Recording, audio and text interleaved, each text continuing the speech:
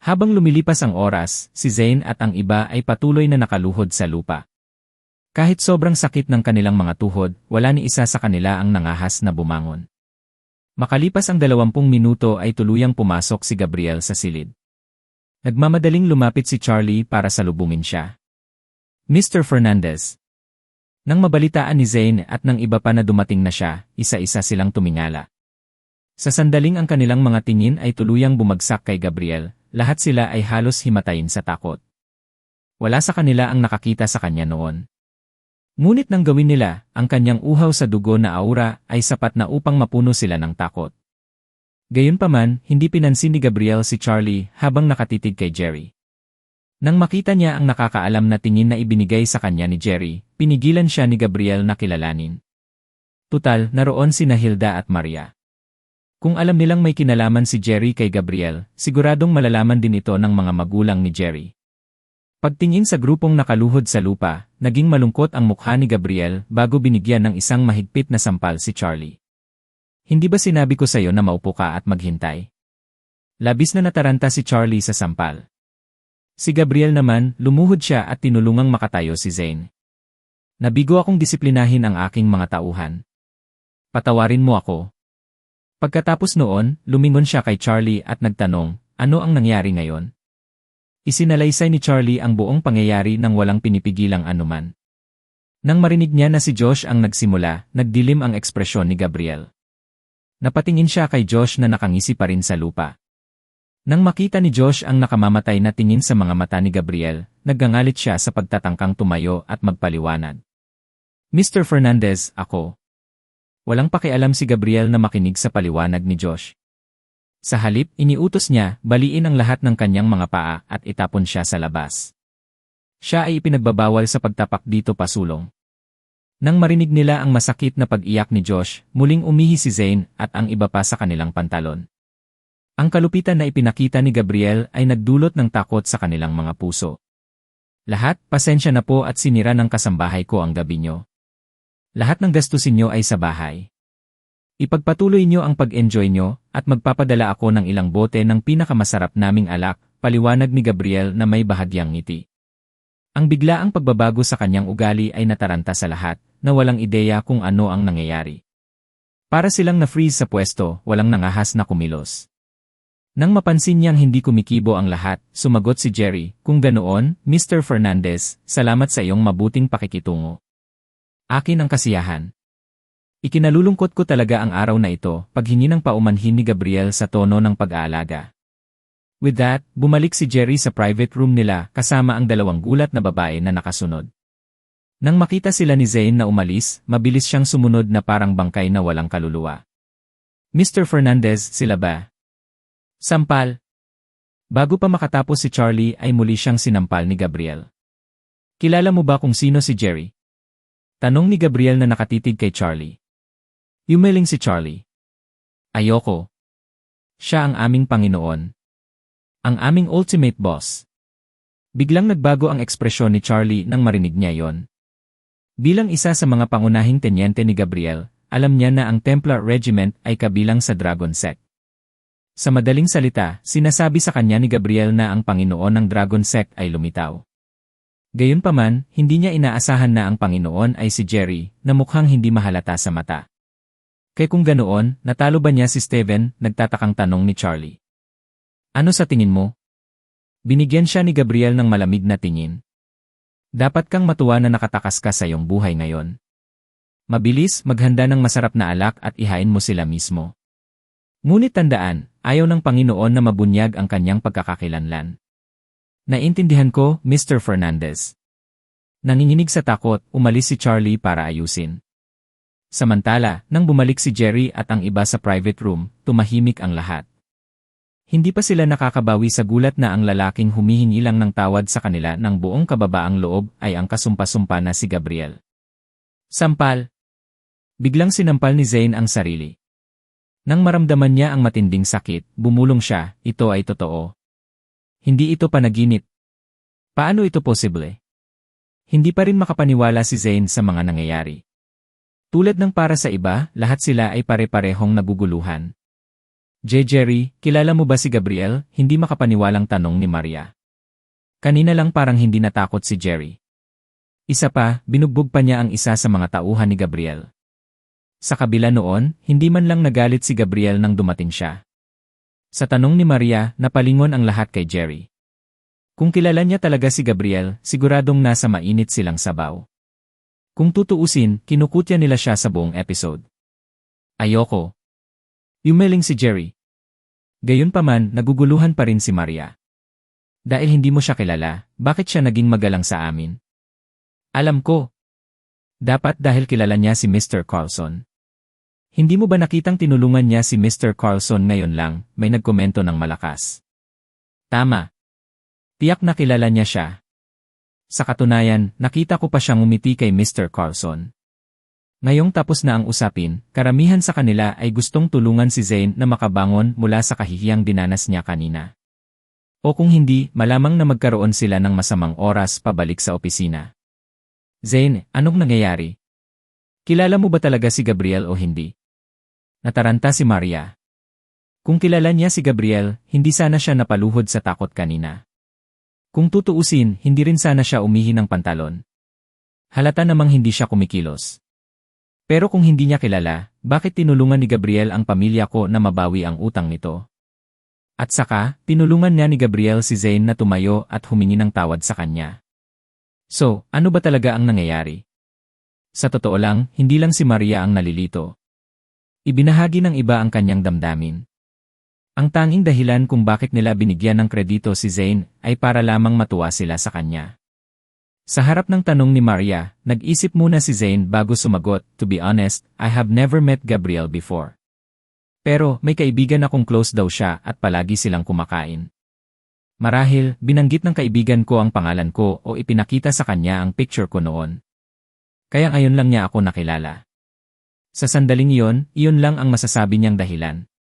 O kung hindi, walang paraan na maipaliwanag niya kung bakit siya umihi sa kanyang pantalon. Sa kanyang paliwanag, biglang naintindihan ng lahat ang nangyari. Kahit tapos na ang episode, wala ni isa sa kanila ang nasa mood na ipagpatuloy ang party.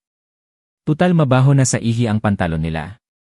Aalis na sana si Zane, kasama ang iba, biglang pumasok si Charlie sa kwarto kasama ang mga tauhan niya. Nang makita si Charlie, namutla ang mukha ni Zane habang ang iba ay napaatras sa takot. Nang maramdaman ang kanilang pagkataranta, tiniyak ni Charlie sa kanila, "Lahat, pasensya na ngayon lang. Kasalanan ko kung bakit hindi ko nilinaw ang sitwasyon. Kaya naman, gusto kong bumawi sa inyo gamit ang 2 bote ng Louis Lassie. Please enjoy them, and feel free to let me know if you need anything else." Si Charlie ay pawang mapagpakumbaba at alipin habang palihim na nagnakaw ng mga tingin kay Jerry. Matagal nang napansin ni Jerry ang lalaking sumilip sa kanya, kaya't hindi niya namalayan na ikinaway niya ang isang kamay at pinaalis siya. Nang makita ng iba sa silid na umalis na si Charlie, agad silang nagkagulo. "Who? Louis Lassie ito. Ito ay isang kilalang alak. Nabalitaan ko na ang isang bote ay nagkakahalaga ng 100,000. Never in my wildest dreams, never thought na makakainom ako ng ganoon kamahal na alak. Ito ay hindi ka panipaniwala. Ito ay lahat salamat kay Mr. Carlson na nakakainom tayo ng alak na nagkakahalaga ng 100,000 bawat bote. Well, hindi ako nangahas na inumin ito kapag ang isang paghigop ay isang buwang sweldo para sa akin." Ang lahat ay nagtipon sa paligid ng 2 bote ng Louis Lassie. Ang kanilang mga mata ay halos lumuwa sa kanilang mga saksakan. Kung tutuusin, mula sa uring manggagawa, malamang na hindi sila makakainom ng ganoong top-notch na alak sa buong buhay nila kung hindi dahil sa pagkakataon sa araw na iyon. Sa pagkakataong iyon ay bahagyang namumula rin ang mga mata ni Zane. Habang 10,000 ang sweldo niya sa isang buwan, hindi siya naglakas loob na uminom ng isang bote ng alak na nagkakahalaga ng 100,000. Masyadong gastador iyon para sa kanya. Gayunpaman, hindi siya maaaring magmukhang masyadong sabik dahil nakakahiya kung hindi. "Sige na, tama na. Itigil mo na ang pagsiksikan sa 2 bote ng alak. Nagmumukha kang magsasaka. Louis Lassie lang yan, no? Hindi big deal. Madalas akong umiinom ng ganyang alak kapag kasama ko yang kaibigan ko. Umiinom pa nga kami ng Remy Martin at iba pa, pagmamayabang niya, nagkukunwaring walang pakialam. Sa totoo lang, nakikipag-show lang siya sa kanyang hindi umiiral na kaibigan. Kung isa sa alang-alang ang kanyang kasalukuyang kakayahan, hindi siya masyadong mayaman na kaya niyang uminom ng Louis Lassie ng madalas. Anong klaseng negosyo ang kaibigan mo, Mr. Carlson? Masyado lang siyang mayaman. At saka, may malawak pa siyang koneksyon na kilala niya talaga si Gabriel Fernandez, may nagtanong kay Zane. You? Kaibigan ko. Kaibigan ko si E. Nauutal na sabi ni Zane dahil kaibigan ito na ginawa niya, kaya hindi siya makakaisip ng backstory ng ganoon kabilis. Biglang nagningning ang kanyang mga mata, at sinabing, ang kaibigan ko ay nasa import at export business. Madalas siyang mag-abroad. Tapos, gustuhin man nilang makita ang kaibigan kong iyon, hindi nila magagawa iyon dahil lagi siyang nasa ibang bansa. Nang marinig iyon, nagsimulang umawit ang mga tao sa kanyang mga papuri, pinupuri siya hanggang sa himpapawid. Matapos tanggalin ang takip ng 2 bote ng Louis Lassie, ibinuhos ni Zane ang bawat tao ng isang maliit na tasa, ngunit hindi si Jerry. Hindi pa nga ako nakakasettle ng score sa kanya dahil sa pananakot niya sa akin kanina, kaya paano ko siya papayagan na uminom ng ganoong kasarap na alak? Ang isang paghigop nito ay nagkakahalaga ng higit sa 1,000. Si Jerry ay hindi gaanong nabahala sa pagbubukod. Sa halip, halos humagalpak siya sa tawa habang pinagmamasdan ang mga lalaking umiihi sa pantalon na umiinom at nagsasaya. Gabi na, kaya uwi na tayo, Hilda, sabi ni Jerry kay Hilda. Pagtingin niya sa oras, tumango siya. Walang pakialam si Zane sa kanilang pag-alis, na nakitang kalabisan pa rin ang presensya ni Jerry doon. Hindi ka rin dapat magpahuli, Maria. Kung hindi, mag-aalala si Mr. Saunders. Paalala ni Jerry kay Maria bago umalis. Sabay-sabay na isinagot ni Maria na may sama ng loob na nakasulat sa buong mukha niya, wala kang kinalaman iyan. Mga magulang ko ba kayo? O kapatid ko ba kayo? Mananatili ako kahit anong gugustuhin ko. Nakakapanghimasok. Pauwiin mo na lang ang girlfriend mo, Jerry. Hindi mo na kailangang pakialaman ang girlfriend ko. Abat busybody. Ngumuso si Zane. Hindi na nagsalita pa si Jerry habang pinaalalahanan niya si Maria. Dahil tumanggi siyang umalis, hindi na niya ito aabalahin pa. Pagdating ni na Jerry at Hilda sa bahay, hinihintay pa rin ni Chloe si Hilda sa parke ng kapitbahay. Nang makita niyang bumalik si Hilda kasama si Jerry ay napangiti siya. Dapat sinabi mo sa akin na lumabas ka kasama si Jerry, Hilda. Nag-alala ako sa wala. Ako ang nag-imbita kay Hilda na dumalo sa isang party kasama ang aking mga kasamahan, si Mrs. Wallace. At dadalhin ko siya sa aking opisina para sa isang pakikipanayam bukas, mabilis na paliwanag ni Jerry kay Chloe. There's no need for explanations. Hindi ako nag-aalala kung kasama mo si Hilda.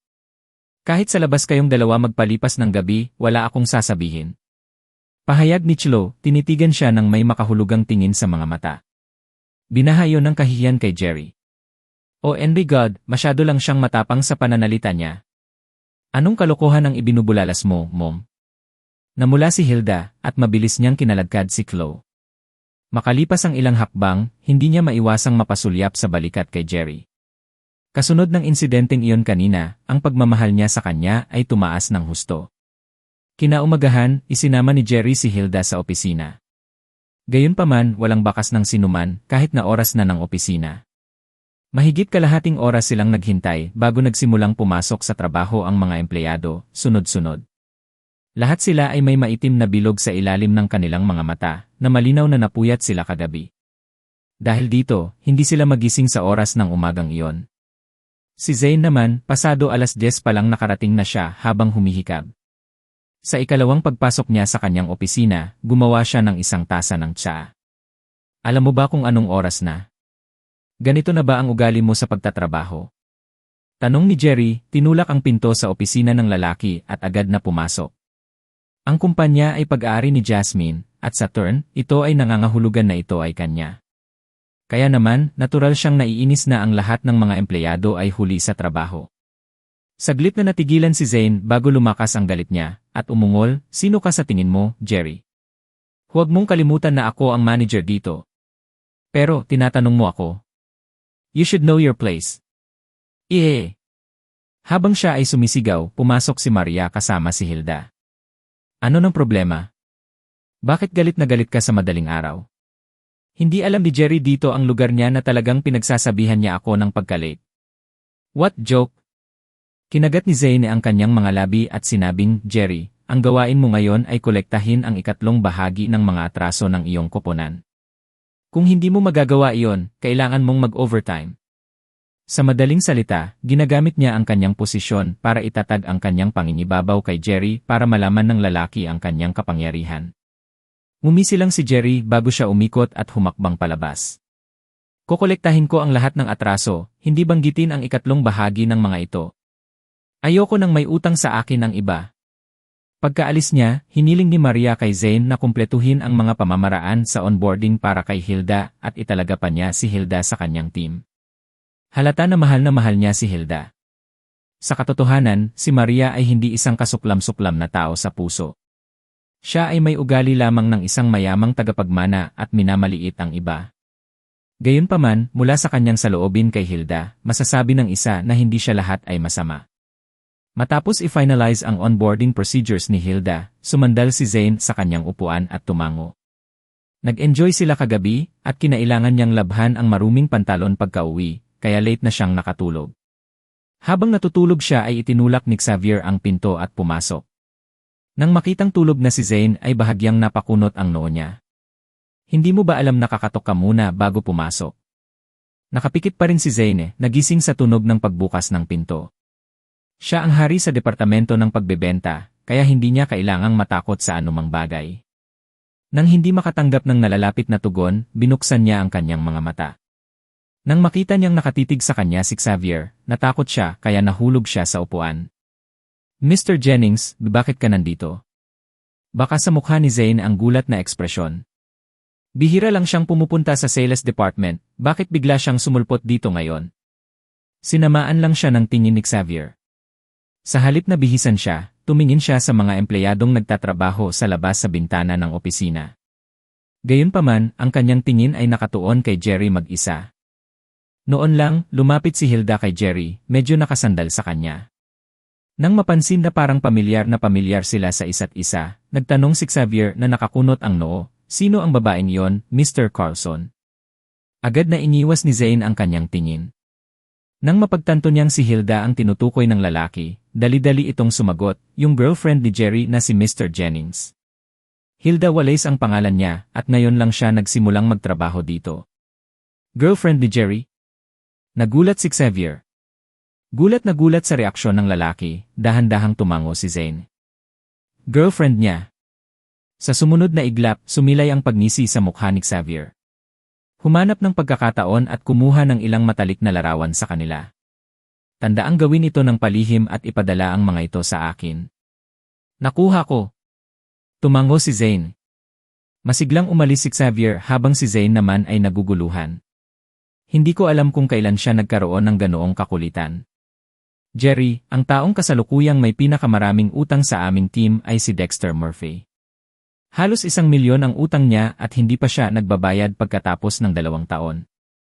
Ilang sales representative ang pumunta para maningil ng utang, ngunit walang nagtagumpay.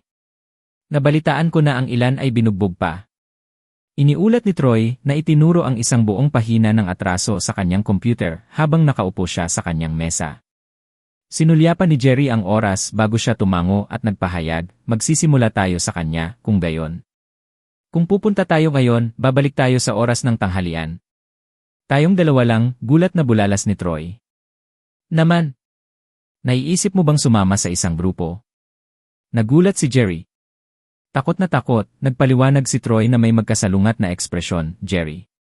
Jerry, balitang-balita na gangster ang lalaki noon. Naghugas na siya ng kamay sa underworld at nagsimula ng kumpanya, pero marami pa rin siyang alipin. Siguradong mabubugbog tayo kung mag-isa lang tayo. Marami sa mga sales representative ang napunta sa mga pasa, at narinig ko pa na nabuntis ang isang babaeng sales representative. So, natatakot ka? Tanong ni Jerry na may nakaukit na solemnidad sa mukha, ang mga mata niyang naiinip sa lalaki. Ay! Hindi alam ni Troy kung paano sasagutin yon. Talagang natatakot siya dahil kahit sino ay matatakot sa ganoong kliyente. Ito talaga ang likas na katangian ng iyong trabaho. Kung natatakot ka, huminto ka na lang. Minsan, hindi mo malalaman kung magtatagumpay ka kung hindi mo susubukan. Pagkasabi niyon, inilimbag ni Jerry ang impormasyon ni Dexter at lumabas ito sa kanyang kamay. Jerry! Hinabol ni Hilda si Jerry nang makita itong umalis. Alam niyang binigyan siya ni Zane ng isang gawain, kaya walang alinlangan na lalabas siya para maningil ng utang noon. Dahil doon, binalak niyang sumama sa kanya. Alam niya ang pagiging pabigla-bigla nito, nag-aalala siya na baka magalit siya sa kabilang partido. Lalabas ka ba para maningil ng utang? Tanong ni Hilda matapos maabutan si Jerry. Tumango siya bilang pagsang-ayon. Hayaan mo akong tingnan ito. Pagkatapos ay kinuha niya ang impormasyon mula sa kanya. Nakatayo silang dalawa ng sobrang lapit, kaya parang magkayakap sila, sobrang intimate. Nang masilip ni Zane ang eksena mula sa kanyang opisina, mabilis niyang inilabas ang kanyang telepono at palihim na kumuha ng ilang litrato bago ipinadala kay Xavier. Jerry, natatakot ako na ito ay naging isang masamang utang. Ang tao ay hindi nagbabayad kahit na 2 taon na ang lumipas. At saka, maraming mga sales representative ang pumunta upang mangolekta ng utang ngunit hindi nagtagumpay. Nagsalubong ang mga kilay ni Hilda habang sinusuri ang impormasyon. Ito ang pinakamalaking utang kaya kailangan kong subukan kahit gaano kahirap, nakangiting sagot ni Jerry. Okay, sasama ako sayo, sabi niya tumango. I'll be fine going alone. You don't need to go with me, dali-dali niyang sagot, winawagayway ang kanyang mga kamay. Masyado kang padalos-dalos, kaya mas maganda kung sasama ako sayo. Saka may dagdag na bentahe ang mga babae pagdating sa paniningil ng utang. Habang sinasabi iyon, hinawakan ni Hilda ang braso niya at naglakad palabas. Nang makita iyon, kinuha agad ni Zane ang ilan pang mga larawan at ipinadala muli ito kay Xavier. Hindi pa nakakalabas ng gusali sina Jerry at Hilda ay tumakbo na rin palabas si Troy. Catching up to Jerry, he asserted, "We're team, so can't just watch as you take the risk alone, Jerry. It's just a beating at worst, so I'll go with you." Sa wakas ay natauhan na si Troy, kaya hinabol niya si Jerry. Samantala, gumapang ang kasiyahan sa mga katangian ni Jerry nang makita niyang nagpasya ang lalaki na sumama sa kanya. Tinapik niya ang balikat ni Troy, sinisigurong, huwag kang mag-alala. Sa akin dito, hindi ka mabubugbog. Bilang tugon, umiti lang si Troy nang walang magawa. Bahagi ng dahilan kung bakit siya nakagat ng bala at nagpa siyang sumama sa lalaki ay upang mapanatili ang kanyang trabaho. Nasa isang team sila, kaya natakot siya na baka sibakin siya ng mga nakatataas kapag nalaman nilang mag-isa si Jerry. Hindi nagtagal ay dumating na si Jerry at ang iba pa sa kumpanya ni Dexter base sa address na nasa information. Ang kumpanya ay maliit na may 2 palapag lamang at ang signage sa pasukan ay napakaluma. Huwag mong sabihin sa akin na ang kumpanyang ito ay nalugi. May mga tao pa ba sa loob? Nababahala si Hilda habang nakatitig sa signage sa entrance. Kung ang kumpanya ay nabangkarote at ang may utang ay nag-alis, ang utang na ito ay hindi makokolekta. Pumasok tayo at tingnan natin. Pagkasabi nun ay nanguna na si Jerry at pumasok. Pagpasok nila sa gusali, isang raket ang dumaloy sa kanilang mga tenga. Ang makapal na usok ng sigarilyo ay nakasabit sa himpapawid na sinasakal ang isa na halos hindi makahinga. Naninigarilyo at naglalaro ng baraha sa lobby ang 7 o 8 lalaking walang sando na may mga tattoo na umuusad sa buong katawan, namumula ang mga mata. Nang makita ang tagpong iyon, bumalot si Troy sa panghihinayang. Bahagyan niyang hinila ang manggas ni Jerry. Bakit hindi tayo pumunta sa ibang araw, Jerry? Namutla na rin ang mukha ni Hilda. Kahit anong tingin ko dito, parang hindi naman ito isang kumpanya. Sa halip, lumilitaw na ito ay higit pa sa pugad ng isang tulisan. Dahil nandito tayo, kailangan nating makilala ang boss bago umalis, maaliwalas na sabi ni Jerry. Sa sandaling iyon, napansin sila ng isa sa mga lalaki. Tumayo siya at humarap sa kanila. Kayong tatlo, anong negosyo niyo dito? Kami ay mula sa Sentiment Chemical Limited, at kami ay narito upang hanapin si Mr. Murphy, kalmadong sagot ni Jerry. Para mangolekta ng utang. Agad na naunawaan ng lalaki ang layunin ng kanilang pagbisita. Bahagyang sumimangot, umungol siya, wala si Mr. Murphy, kaya bilisan mo at umalis. Huwag mong guluhin ang laro natin ng baraha. Pagkasabi nun, bumalik siya sa table para ipagpatuloy ang laro niya. Ngunit, pagkaraan pa lamang niya ng 2 hakbang, isang batang babae na nakaasul ang damit na may makapal na makeup ang bumaba mula sa 2 palapag. Hindi siya gaanong katanda, ngunit malinaw sa kanyang pananamit at hitsura na matagal nang nawala sa kanya ang pagiging inosente ng isang babae. Lux, Mr. Murphy wants to see them, wika ng dalaga sa matipunong lalaki na nagpatigil kay Jerry at sa iba pa sa paglakad kanina. Tumango ang matipunong lalaki bilang pagsang-ayon at lumingon sa tatlo. Umakyat ka na. Pagkatapos sabihin yon, bumalik siya sa kanyang laro ng mga baraha nang walang pabalik-balik na sulyap. Samantala, saglit na pinag-aralan ng dalaga si Hilda bago nag-utos, sumama ka sa akin. Si Jerry at ang iba ay sumunod sa kanya sa itaas. Sa sobrang takot ni Troy, nanginginig at halos madapa habang paakyat ng hagdan. Kasabay nito, humihitit ng tabako si Dexter sa opisina habang ang dalawang paa ay nakatukod sa mesa habang siya ay walang humpay. Nagkalat ang mga buto-buto ng tissue sa buong lupa at isang mabangong amoy ang nananatili sa hangin. Sa isang sulyap, masasabi kung ano ang nangyari doon kanina. Hindi nagtagal, inakay ng dalaga si Jerry at ang iba pa papunta sa opisina. Ipinagpatuloy ni Dexter ang paghawak ng tabako sa pagitan ng kanyang mga labi, ngunit ang kanyang mga mata ay gumagala sa buong Hilda. Galing ka sa Sentiment Chemical Limited, mahina niyang tanong. Tumango si Jerry bilang pagsang-ayon. Matagal ko nang inihanda ang perang inutang ko sa kumpanya mo. Habang sinasabi iyon ay tinapunan niya ng tingin ang dalaga na nanguna sa tatlo. Agad na naintindihan ng dalaga ang kanyang ibig sabihin, agad na binuksan ng dalaga ang safety deposit box sa gilid. Ang mga salansan ng mga perang papel ay nakaayos ng maayos doon, ang halaga ay higit sa 1,000,000.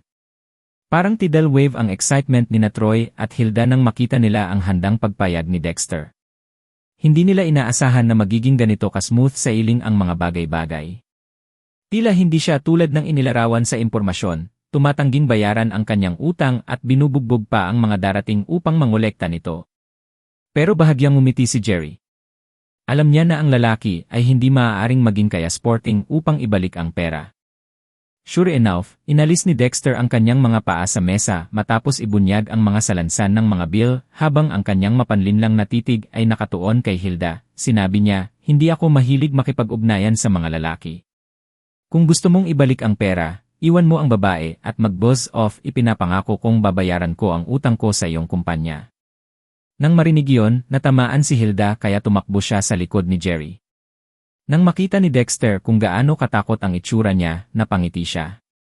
Nararapat lamang at nararapat na bayaran ang mga utang ng isang tao. Kahit sino pa ang dumating para kolektahin ito, kailangan mong magbayad.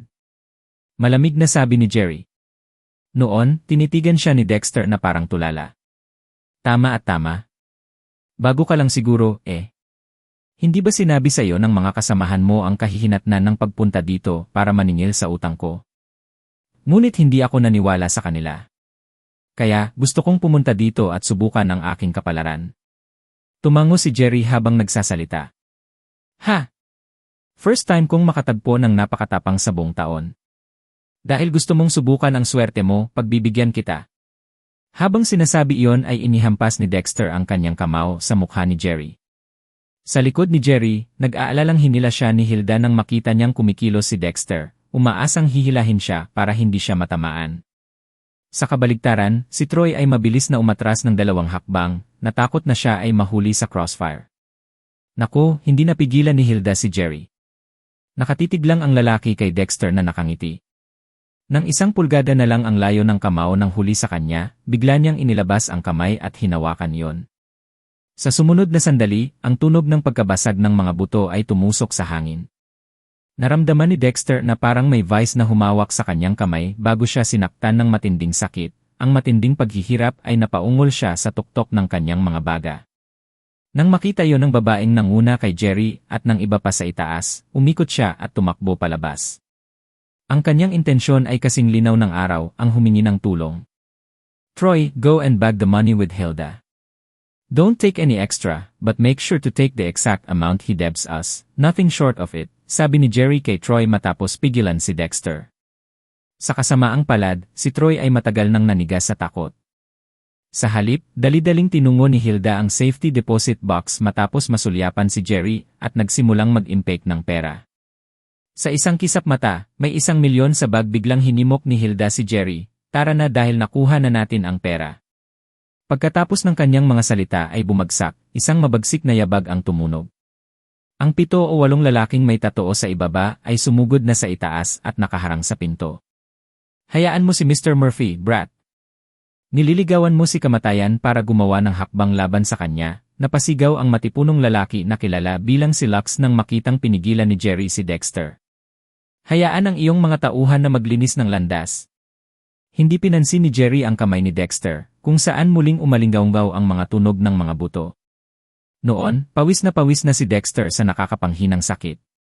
Sa kabila ng galit na nag-aalab sa kanyang mga mata, wala siyang ibang pagpipilian noon at maaari lamang siyang mag-utos sa malakas na boses, gawin ang sinasabi niya. Sa ilang segundo lang, naghiwalay ang mga lalaki at gumawa ng landas. Pagkatapos, sinabi ni Jerry kina Troy at Hilda, kunin mo ang pera at bumalik ka sa opisina.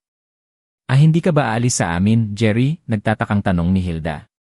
Umalis muna kayong dalawa. Susunod na lang ako sa inyo, sagot niya. Nag-aalalang tininan siya ni Hilda, ngunit hinila siya ni Troy. Tara na dali. Mapapabigat lang natin si Jerry kung mananatili tayo dito. Tumakbo siya palabas ng building habang hila-hila siya. Gayunpaman, pagkatapos nilang makatakas, ibinigay sa kanya ni Hilda ang pera at sinabi sa kanya na dalhin ito pabalik sa opisina. Siya naman ay naghihintay sa kabilang kalsada dahil hindi siya mapakali nang hindi nakikitang umalis si Jerry. Samantala, binitawan ni Jerry ang pagkakahawak kay Dexter pagkaalis ni Troy at Hilda. Nang makuha ang kanyang kalayaan, umalis si Dexter sa malalim na dulo. Papatayin kita ngayon, brat. Hindi siya pinansin ni Jerry, nagwawalis ng tingin sa mga tabako sa mesa. Pagkatapos, pumulot siya ng isa at bahagya itong inamoy. Ito ay ilang magandang tabako. Sayang. Pagkasabi niyon ay sinindihan niya ang isa at humina ng kaunti bago bumuga ng isang bilog na usok. Kung tutuusin sa ekspresyon niya, parang nasasarapan siya. Nang makita ang walang malasakit at lasing na ekspresyon sa kanyang mukha, halos sumabog ang lahat ng daluyan ng dugo. Brat, kukunin ko ang buhay mo ngayon dahil sa lakas ng loob na saktan si Mr. Murphy. Umungol, sinuntok ni Lux ang kanyang kamao kay Jerry. Hindi lamang napakalakas ng suntok, ngunit nagbuga rin ito ng humahangos na tunog habang humahampas ito sa hangin, na nagpapatunay na siya ay isang sinanay na manlalaban.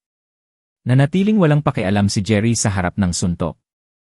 Huminga ulit siya ng tabako at bumuntong hininga kay Lux na sumisingil sa kanya. Kasunod ng buga ng usok na yon, ang huli, sa simula ay sumusugod sa bilis ng kidlat habang nakaunat ang kanyang braso, biglang nagyelo na parang hindi kumikilos. Ilang sentimetro lang ang layo ng kamao niya kay Jerry. Sabay-sabay napanganga ang lahat sa nakita. Sa kanilang hindi makapaniwalang mga tingin, sinipa ni Jerry ang lalaki at pinalipad ito. Ang strapping body ay lumipad kaagad palabas ng opisina at bumagsak ng malakas sa lupa. Lux! Malaking pagbabago ang ekspresyon ni Dexter at tumakbo siya para tingnan ang lalaki. Pagkatapos ng lahat, si Lux ang kanyang pinakamagaling na manlalaban at nagsanay sa kickboxing sa loob ng mahigit 10 taon. Nang marating niya ang lalaki, lubos siyang natigilan nang makitang lumubog ang dibdib ni Lux at tumulo ang dugo sa gilid ng kanyang bibig. Ang kanyang mga mata ay dilat na dilat at siya ay nakahiga sa lupa na hindi kumikibo na hindi matukoy kung siya ay buhay pa. Patayin mo siya! Tapusin mo siya! Binabaan ng galit si Dexter at nagballistic siya. Kailanman ay hindi ako nirerespeto ng ganito. Puputulin ko na siya sa sandaling ito. Sa utos na yon, sinunggaban ng mga natitirang lalaki si Jerry. Hindi sila naniniwala na siya ang makakapareha nila sa masikip na espasyong iyon, kahit gaano pa kahusay ang kanyang husay sa pakikipaglaban. Well, ikaw ang nagtanong. Harumphing, lumipad sa kanila si Jerry na parang ipo-ipo. Napakabilis ng kanyang takbo kaya't hindi man lang siya nasulyapan bago pa sila matumba sa lupa. Sa loob lamang ng ilang segundo, ang mga lalaki ay nakahandusay sa buong opisina, napapaungol sa sakit. Bagamat hindi binawian ng buhay si Jerry, nabali niya ang kanilang mga paa, kaya medyo malubha ang kanilang mga sugat. Napatulala si Dexter, habang ang babaeng nasa tabi niya ay kasing puti ng saplot. Katotohanan, hindi niya inasahan na ang kanyang mga tauhan ay matatalo sa isang lalaking tila napakarupok na siya ay mababali sa isang siko lamang, lalo na kapag sila ay nalampasan siya. Sabihin, maaari kang magkaroon ng utang kaninuman, ngunit kailangan mo lang akong magkaroon ng utang. Ayaw ko kapag may mga taong may utang sa akin. Nagpatuloy si Jerry sa pag-stop papunta kay Dexter na may panunuya sa mukha. Sino ka? Sa Sentiment Chemical Limited lang ang utang ko. Empleyado ka ng kumpanya? Gulat na tanong ni Dexter, natuon ang mga mata sa lalaki. Of course, I am Sentiment Chemical Limited belongs to Jasmine Montenegro, the daughter of the Montenegro family. And she's my woman. With that said, wala ka bang utang sa akin? Nakangiting gumuhit si Jerry. Iyong babae. Nakasulat sa buong mukha ni Dexter ang pagkataranta. Kaagad pagkatapos, ang kanyang mga mata ay nagsimulang lumaki, at ang takot ay pumasok sa kanila. Ikaw ang Nakanganga ang kanyang bibig, ngunit sa sobrang takot ay walang lumalabas na boses. Isa siyang gangster noon, kaya marami siyang alam, kahit na wala siyang karapatang dumalo sa handaan ni Walter. Natural, narinig na niya si Jerry, pero hindi sumagi sa isip niya na magiging isang tao sila. Ano? Ang taong nakatalo kay Stephen Fisher, at parehong iginagalang nina Walter Grange at Gabriel Fernandez, ay ang tila walang kwentang binata sa harapan ko. Hindi makapaniwala si Dexter, ngunit ang mga katotohanan ay nasa harapan niya. Thud! Bumigay ang kanyang mga paa, at napaluhod siya sa harap ni Jerry. I'm sorry, Mr. Alvarez. Please spare me. Si Dexter ay nagpupumilit na humingi ng awa kahit na siya ay nakadapa. Kung si Jerry ay nobyo lang ni Jasmine, hindi siya magiging petrified. Pagkatapos ng lahat, ang katotohanan na siya ay naglakas loob na umutang ng pera sa pamilya Montenegro ay malinaw na hindi siya natatakot sa kanila. Sa kabila ng pagiging pinakamayamang pamilya sa Horrington, ang pamilya Montenegro ay nasasangkot lamang sa mga legal na negosyo, kaya ang isang taong nasa ilalim ng lupa na tulad niya ay hindi natakot. Naku, hindi lamang kinilala ni Jasmine sa publiko si Jerry bilang kanyang kasintahan, kundi itinuring din siya nina Gabriel at Walter bilang kanilang mga pinarangalan na bisita. Dahil dito, hindi siya isang taong kayang saktan ni Dexter. Nang makita ang kalunos-lunos na kilos ni Dexter, napabuntong hininga si Jerry at humakbang papalapit sa kanya. Pagkaalis ni Jerry, bumagsak si Dexter sa lupa. Matagal nang nabuo ang isang poodle sa ilalim niya. Habang papalabas si Jerry sa kalye, nagbabalak na magpara ng taxi pabalik sa opisina, bigla niyang nakita si Hilda na kumaripas ng takbo mula sa kabilang kalsada. Jerry! Tuwang-tuwang tumakbo si Hilda papunta kay Jerry nang makita niya itong palabas ng gusali. Isang yaman ng init ang bumalot kay Jerry nang makitang hindi siya umalis ngunit sa halip ay naghintay para sa kanya. Habang tumatawid siya sa kalsada, may humaharurot na sasakyan papunta sa kanya. Sinalakay ng matinding takot si Hilda nang makita niya yon, na naging dahilan upang agad siyang maruot sa lugar. Saglit na blanko ang kanyang isip. Nang mapansin ng driver na may bumangga sa kalsada, desperadong pinara niya ang preno. Ang hiyawan at usok mula sa mga gulong na nakakasira sa tainga ay biglang naging tense ang kapaligiran. Sa sandaling nakita ni Jerry ang nalalapit na banggaan, inikot niya ang kanyang enerhiya at bumaril. Pagtanggol kay Hilda sa kanyang likuran, ipinatong niya ang kanyang mga kamay sa rumaragasang sasakyan. Maya-maya pa ay huminto na ang sasakyan. Si Hilda ay nanatiling nakatayo doon na walang laman, ang kanyang mga mata ay puno ng takot. Ayos ka na ngayon, Hilda. Hawak ang kamay niya, inakay siya ni Jerry sa daan. Bulag ka ba? Bantayan mo kung saan ka pupunta, ang sabi ng driver matapos ibaba ang mga bintana ng sasakyan. Maliwanag sa araw na siya rin ay dumanas ng matinding takot. Pagkaalis ni Jerry kasama si Hilda ay bumaba siya ng sasakyan para tingnan ang estado ng kanyang sasakyan. Sa pangalawang pagkakataon na nakita niya ang malalalim na marka ng palad sa talukbong, siya ay bumuhos ng malamig na pawis. Sa sobrang takot ay napasugod siya sa driver's seat at binilisan ang takbo. Bakit hindi ka bumalik sa opisina, Hilda? Nag-aalalang tanong ni Jerry.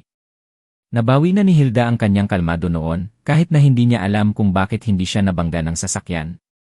Nang marinig ang tanong nito, mabilis siyang sumagot, nag-alala ako sa iyo, kaya naghintay ako sa labas. Okay ka lang ba, Jerry? Siya ay tumingin sa kanya mula sa itaas at pababa na balisa. Okay lang ako. Ang mga lalaking iyon ay may lakas ng loob na pumili sa mga mas mahina sa kanila.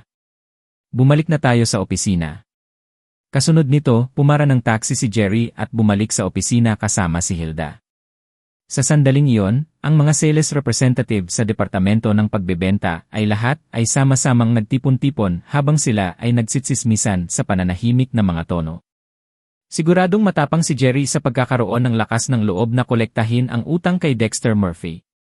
Marahil ay hindi niya alam na lahat ng gumawa noon ay bumalik na may mga bugbog na mukha. Eksakto. Hindi dapat sumama si Hilda sa kanya. Si Dexter ay isang libertine na gustong patulugin ang bawat magagandang babae na nakikita niya. Ang babaeng sales representative na dating pinupuntahan para maniningil sa utang ay nagbitiw sa kanyang pagbabalik. Balita ko ay buntis pa siya mamaya, at ang bata ay walang iba kundi si Dexter. Hintayin na lang natin. Siguradong naka-all black and blue si Jerry pagbalik niya. Habang nagbubulungan silang lahat, sumimangot si Maria sa kanyang mukha, habang ang pag-aalala para kay Hilda ay nagpapabigat sa kanya. Hindi siya nag-aalala kay Jerry kahit na napilayan siya. Sayang naman kung si Hilda ang susumbatin ni Dexter noong siya ay dalaga pa lamang na hindi pa gaanong nakikita sa mundo. Bumaha sa kanya ang matinding panghihinayang. Dapat pala pinigilan ko siyang sumama kay Jerry. Bakit kayo nagpapahangin dito sa halip na magtrabaho kung oras ng opisina? Gusto mo bang i-dock ko ang iyong sweldo? Sigaw ni Zane sa grupo ng mga sales representative habang papalabas ng kanyang opisina. Sa sandaling iyon, ang lahat ay nagmamadaling bumalik sa kanilang mga mesa. Sinabi ng isa sa mga sales representative kay Zane, Mr. Carlson, pumunta si Jerry para mangolekta ng utang ni Dexter Murphy. Nang marinig iyon, saglit na natigilan si Zane bago tuwang-tuwa. Wala siyang pakialam na ipagsapalaran ang kanyang buhay para lamang ipagmalaki ang kanyang mga kakayahan, ha? Kung makaipon siya ng utang, iinumin ko ang lahat ng tubig sa toilet bowl. Ilang segundo pagkatapos ng kanyang mga salita, bumalik si Troy na may pawis na tumutulo sa kanyang mukha at isang itim na bag sa kanyang kamay. Nang matanaw siya ni Maria, agad siyang nagtanong, Troy, nasaan si Hilda?